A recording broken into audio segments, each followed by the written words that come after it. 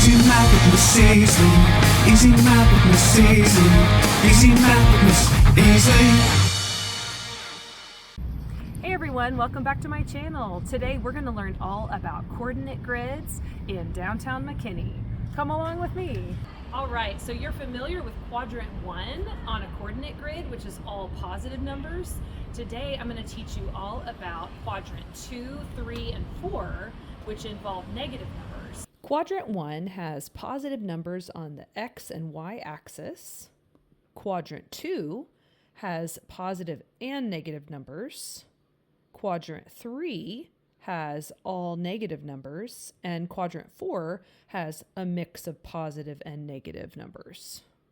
Then we have the origin, which you're familiar with. It's at point 0, 0, and the x-axis is the same in all the quadrants, so it's that horizontal number line. When we're looking at all 4 quadrants, we can see the positive side of the x-axis and the negative side, just like a number line. And then our y-axis is the vertical number line. And as you can see, it has positive and negative numbers on that vertical number line. I always like to think x-axis first, then y-axis, or sometimes I just say x, then y. And that way, whether it's negative or positive, it will help you to find the point if you just focus on x first and then y.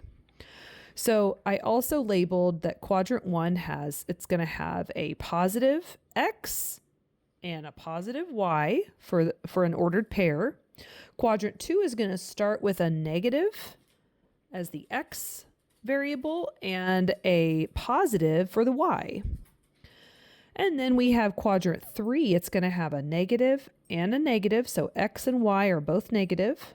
And then quadrant 4, it's going to start with a positive number for our x amount and a negative number for our y amount. Okay, now let's check in with my location in quadrant 1. So remember, think x, then y. So where am I at? All right, you got it. Over 1, up 2. It's in quadrant 1, so it's both positive numbers. So 1, 2 is my ordered pair. All right, now let's head over to the McKinney Visitor Center. So I always like to think, whatever quadrant I'm in, if I just start at the origin and then think x, then y, it helps me out to figure out, to make it a little easier to find my point. So can you figure out this one? All right, awesome. Over to the -2, up 1. So my ordered pair is -2, 1. Great job. All right, now let's go down to the yard. So we're going to start at the origin, then think x, then y. Every time. What point do you think I'm at? Okay, awesome. I had to go from the origin over to the -3, down to -1.